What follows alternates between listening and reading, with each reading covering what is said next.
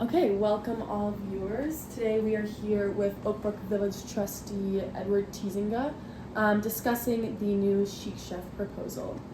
For those new to this discussion, could you briefly explain in your own words what issue the village board is trying to solve and the current solution suggested? Yes, not only will I do that, but I'm speaking from a prepared text which is 7 pages long, unlike a lot of the spasmodic improvised utterances you'll hear at a meeting or from the village board. I will not say the first thing that comes into my head. It's been well thought out, it's documented, it has foundation.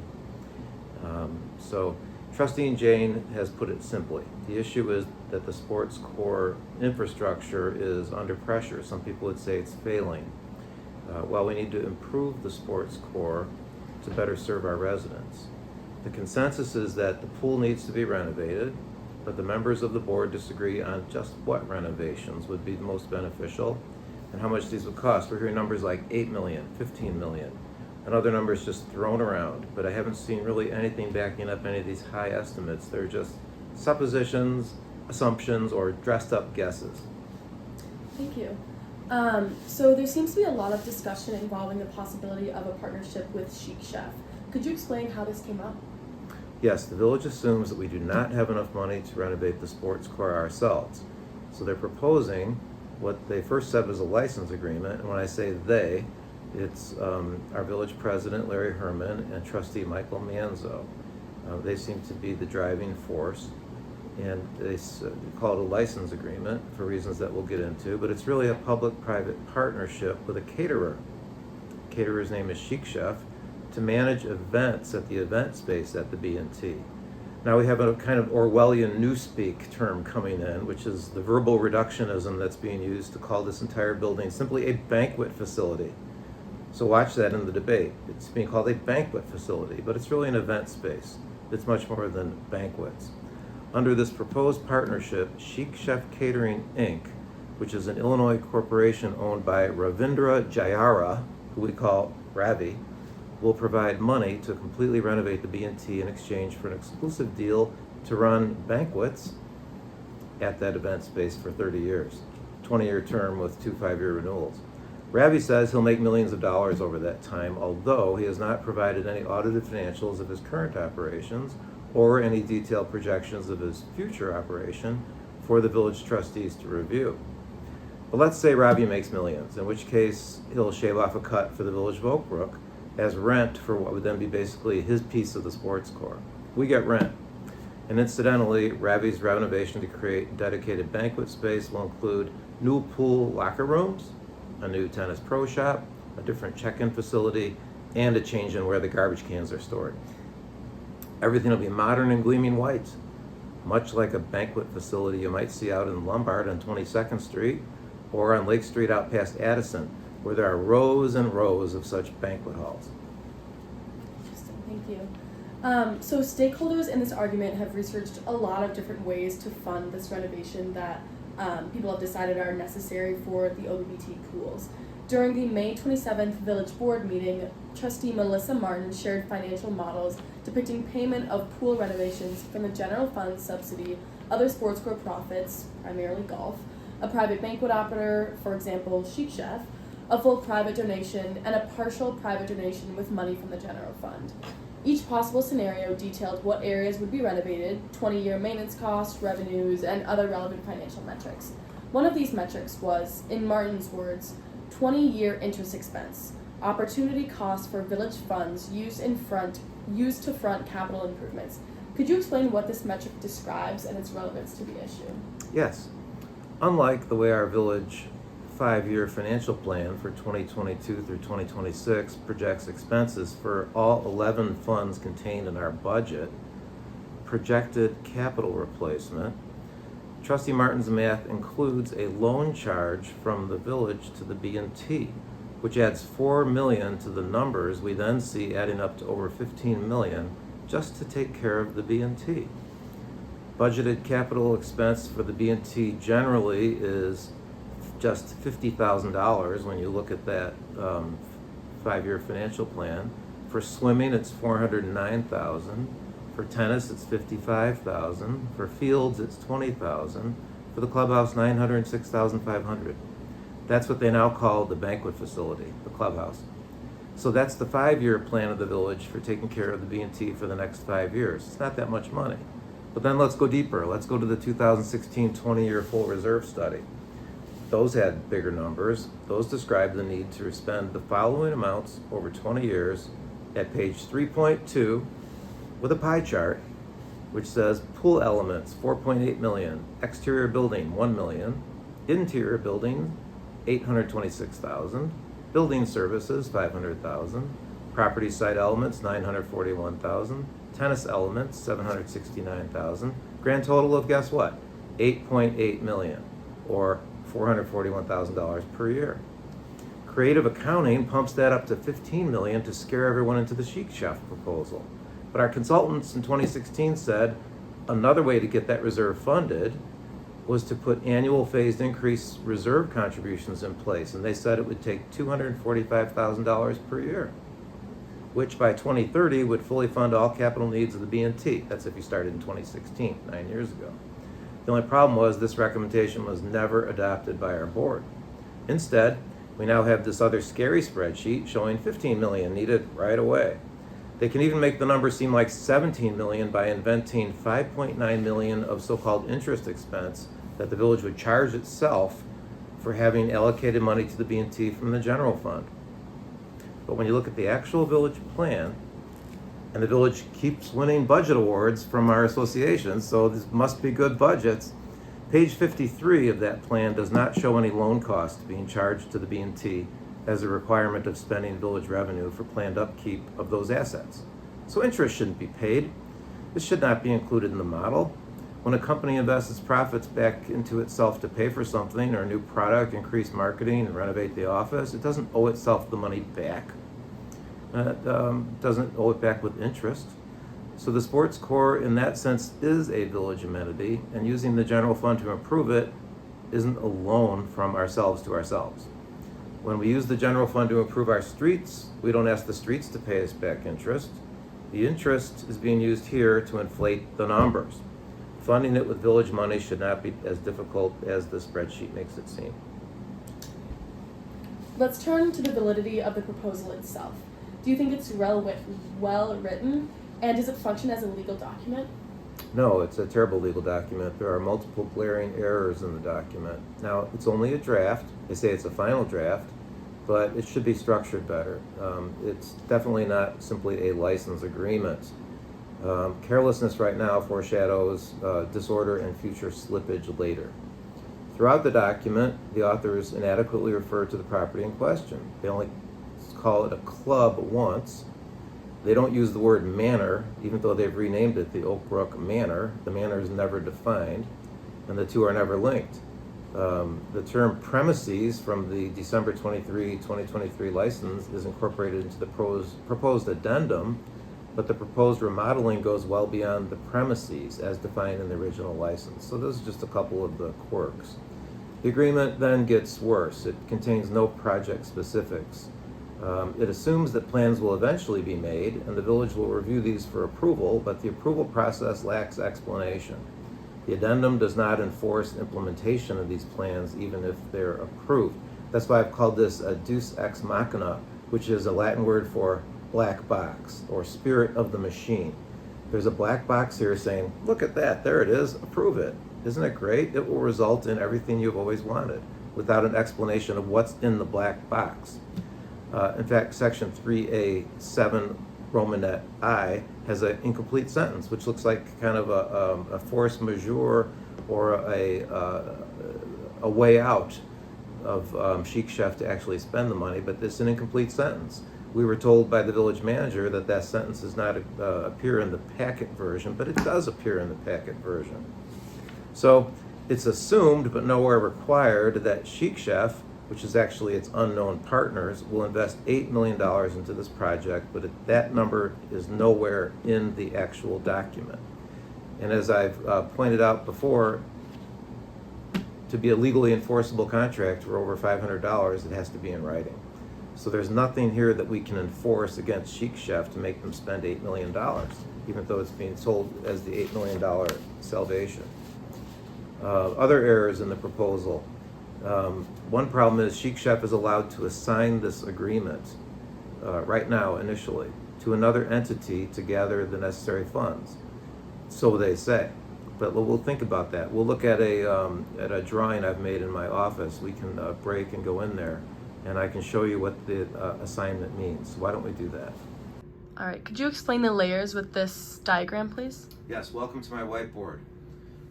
I've covered up something here that has nothing to do with Oak Brook, so that's why that's there. But here's the deal. This is Ravi's current license. That's the Village of Oak Brook. This has been in place since 2023. It goes till 2027. The current proposal is styled as a mere amendment to this license. Has to be done that way because the village is trying to avoid violating Paul Butler's deed, which says you can't lease anything to anybody, because that would be a partition of the estate and land, which would no longer be a unitary parcel. So they say, magic solution, it's just a license. So this is just an addendum to a license. And so this is the license under which Ravi's doing the catering. But look what they do. Now they say, let's assign the actual addendum, and the addendum will assign the license to a new LLC. This means the current operation of catering will be conducted by the new LLC. And we're being told this needs to be done in order for this stuff to get assigned to the new LLC. This is the Deus Ex Machina. This is the black box that the addendum now says will happen without any definition. Ravi's own lawyer, Scott Day, has said, actually it's a public-private partnership and there's going to be a lot of agreements involved. So these things are all going to hang off of the addendum. But by moving the license over to the new LLC, they're moving everything over to the new LLC, including the current operation. Now it would be just as proper to say, well, if there's going to be all these documents in this black box, then some of these documents for so-called financing purposes might be assigned over to this new LLC. But instead they're assigning the whole shooting match over to the new LLC, including the current operation of the catering. Now we took pains in this current license initially to say who owns this, and Ravi's accountant sent us a letter saying Ravi is the sole owner of this. Now we're going into this new LLC called Oak Brook Events LLC. We're not being told who owns it. It's a manager-managed LLC managed by two guys who are not Ravi. So as part of this shift of the license over to the new guys, supposedly for financing reasons, now we have unknown owners running the current operation. All because so-called unknown owners are needed to finance all this other stuff. Key point, none of this exists. None of these documents exist. The trustees who are being told to approve the high level are not being told what really exists below the water line. This is what's at stake in this decision that the board is facing. Do you want to just give the whole subterranean vault complex over to a bunch of unknown guys with an unknown LLC, all because Ravi says I need financing? Well, we've been told that Oak Brook Events LLC is going to get the financing. But again, there's no dollar amounts in any of these documents. What commercial bank gives you a loan against a document that has no dollar value in it, that has no specifics in it? And why are we doing business with people we don't even know who they are? We've heard that the original investor had all the money. He was a friend of Ravi's named Patel. Then we hear Patel doesn't have enough money, he needs other investors. Then we heard that the first group of investors has headed for the door, and now he wants more investors. So again, how desperate is this, that the Village of Oak Brook, Paul Butler's legacy, wants to save the infrastructure by leaning on the caterer to assign the current catering operation to people we don't know, so they can later generate a whole complex of documents that are going to be basically endorsed without having seen them by the village board. So that's my beautiful chart. And for those of us who maybe have less experience than you do, could you explain in a perfect world what those lower three documents might contain? So if we knew what they were, what specifics might they detail?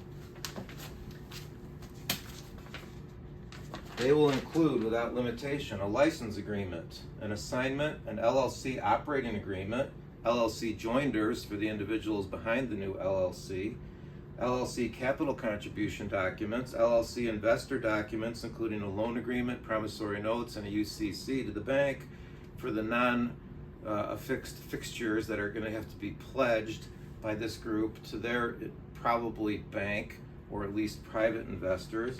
Subcontracts to actually build the thing, engineering documents to verify it, a construction escrow to make sure that the place doesn't get liened by subs who are unpaid by the general, verification of ownership, verification of funds, survey, engineering plans, bids, all by people whose website says, guess what? The Chic Chef website says, no one really knows anything about real estate.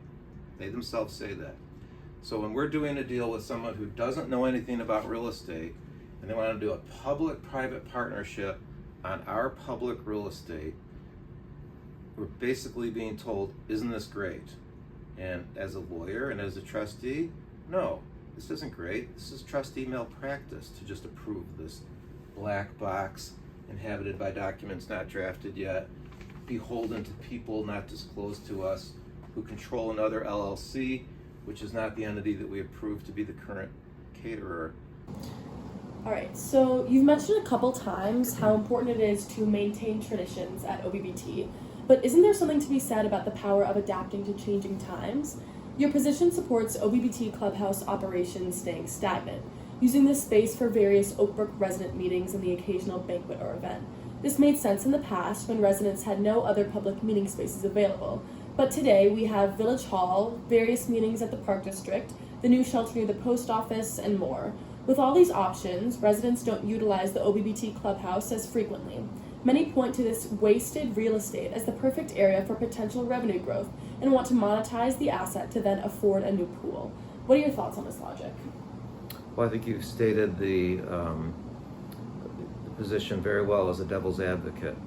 And so let me respond to the devil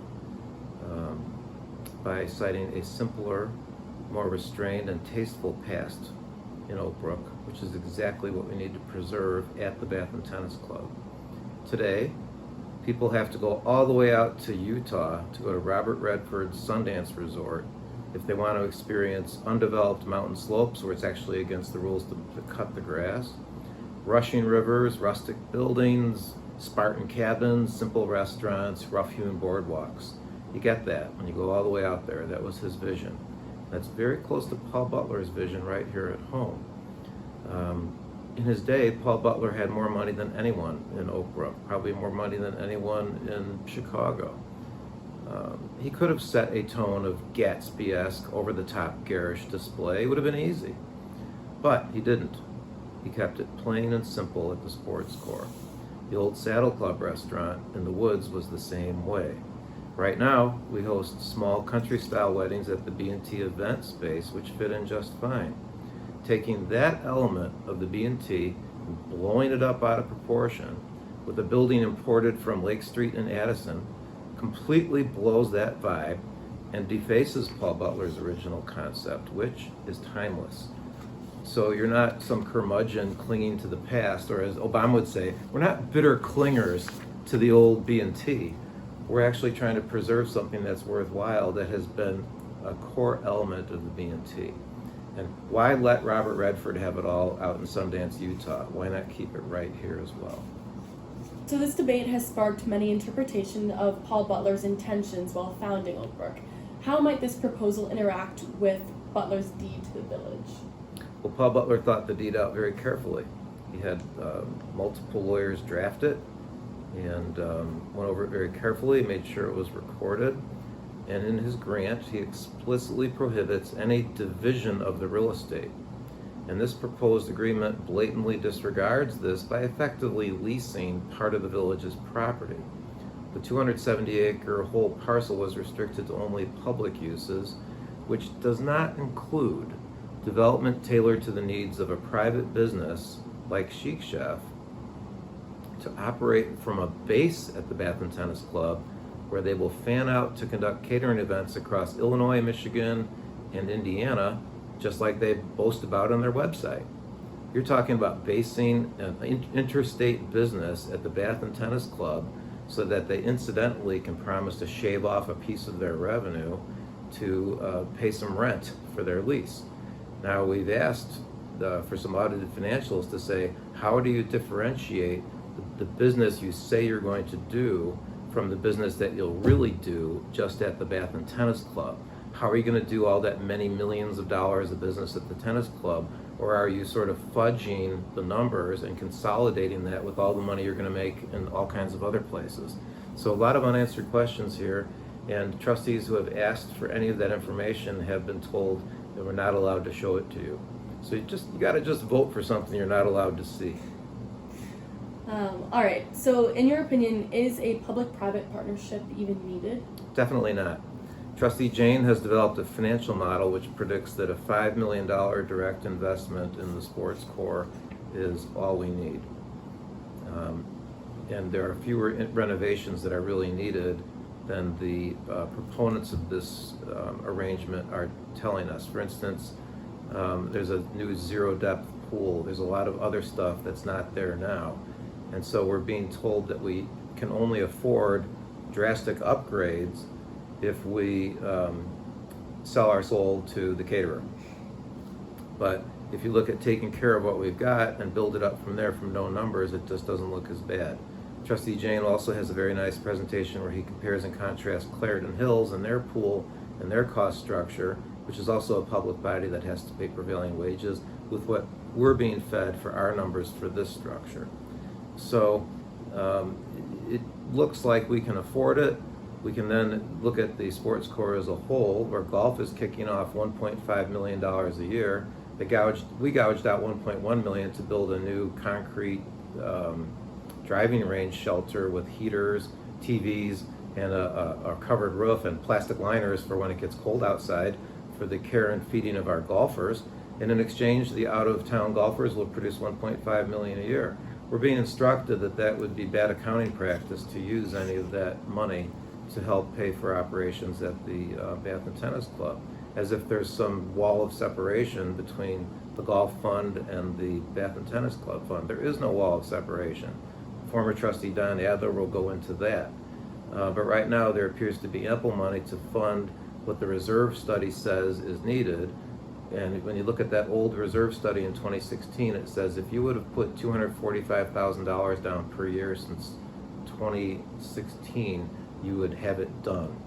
And so even if you take a scarier number of 9 million needed within the next 20 years, 20 years of that is $500,000 a year. Golf's got 1.5 million. Let's say the golfers really need 1 million to take care of the golf property, or we need 1 million to take care of our golf property. There's still another $500,000 there. And we're being told that Chic Chef, through their great catering, is producing $200,000 a year now already. So now we got $700,000 a year. And so look at these models. This whole thing is not failing right away.